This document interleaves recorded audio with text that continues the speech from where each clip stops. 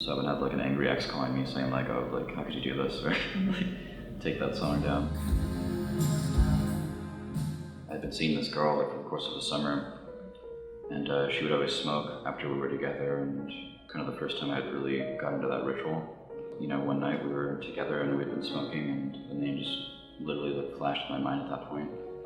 And I can still remember it really clearly, just us sitting together and smoking, and this name just felt like it was written across my forehead or something. It's like cigarettes after sex. That seems interesting. It seems like it has a ring to it, and I like what it means.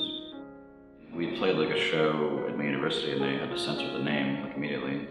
They had to call us CAS. The name's a little too risky still, but yeah.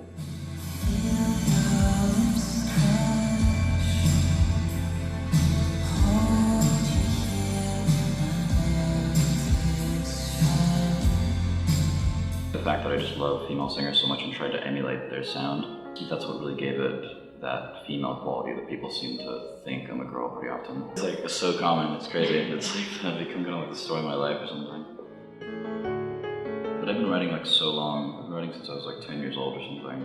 So I think I've written like kind of all kinds of music you could imagine. Very avant-garde music that has like nothing to do with love or anything. But I feel like once I started to write about love, and once I was actually in love and could talk about these things, I feel like I'm the most honest when I'm just talking about love. Simply because it just comes from like the deepest place for me. And that's why it just seems stronger, and anything else I really talk about seems kind of dull in comparison.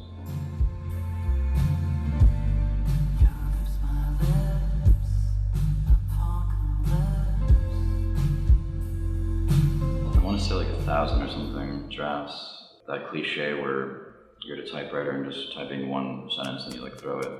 And you like type in like another 2 sentences and you throw that behind. But on a computer basically, like I'll have a document open. Like if you just read them down aloud, I want them to sound like they're logical and they make sense. And also sound like a poem. The real kind of genius things, or the real kind of interesting things that happen, is where you are inspired by something outside of your craft. And for me that was film for sure. But what I was finding is that I loved all these emotions in film, and I found them as intense as anything in any song. But I wanted to find a way to take those emotions from the film and put them into a song somehow.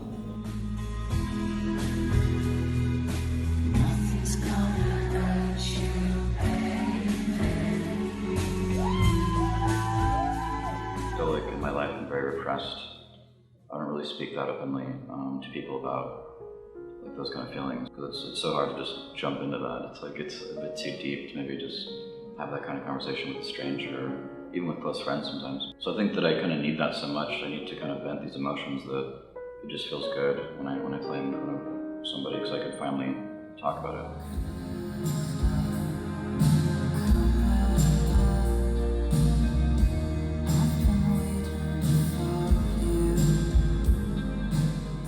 I remember hearing the song K, like when we first recorded it. Hearing it finally come out of speakers with different people in the room, it felt very, kind of like blew a hole through me or something. Just like hearing it for the first time was very emotional. So I've had that experience too. But that time listening to the song, it was borderline negative, because there was a lot of, that song is about missing somebody. And so it was, those feelings kind of came flooding back to me.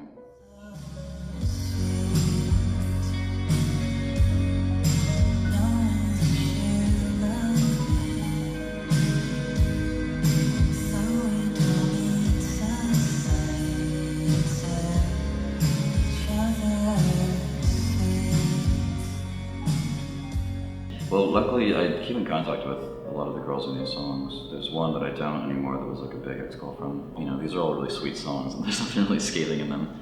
So they've called me and said, they'd been moved to tears and they really loved them.